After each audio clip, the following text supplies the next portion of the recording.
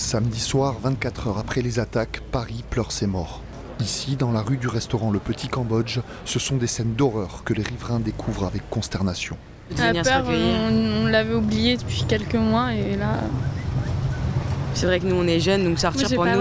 Pour expliquer. J'habitais dans la rue juste un peu au-dessus, donc forcément ça, je pourrais dire que ça démultiplie encore le choc parce que c'est un endroit que je connais très bien, qui est très familier pour moi.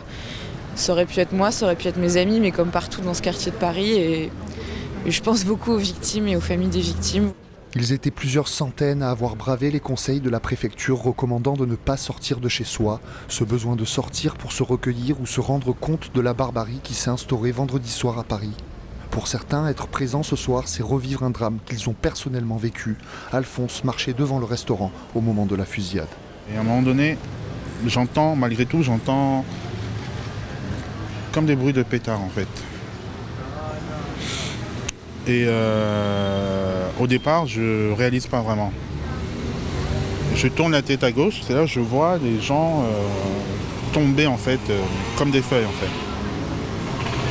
Et je réalise qu'il y a un problème.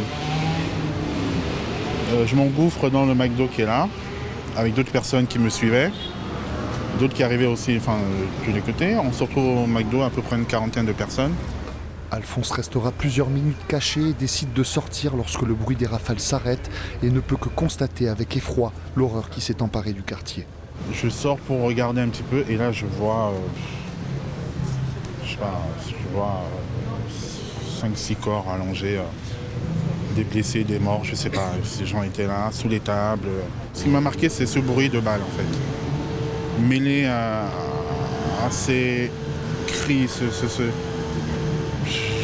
c'était terrible. Une terreur qui s'est instaurée dans toute la capitale avec 6 points d'attaque. Au Bataclan aussi, entre les centaines de journalistes présents et la police qui sécurise toujours une partie du quartier, les Parisiens sont venus déposer bougies, fleurs ou poèmes.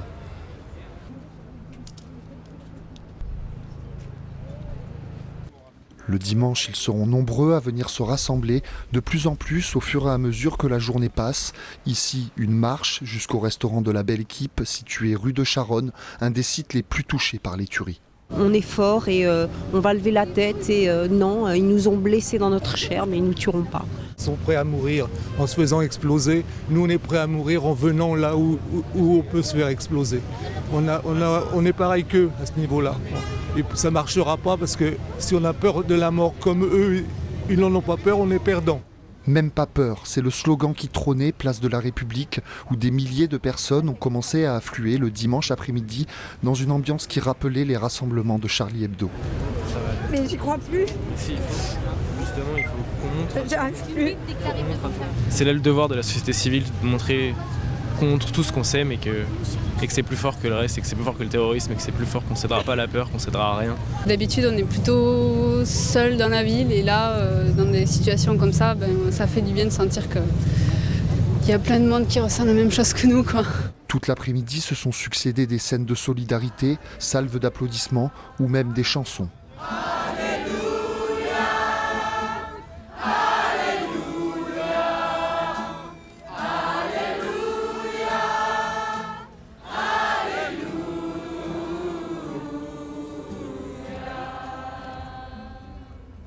Mais les attentats ont quand même laissé des marques, un état d'inquiétude permanent.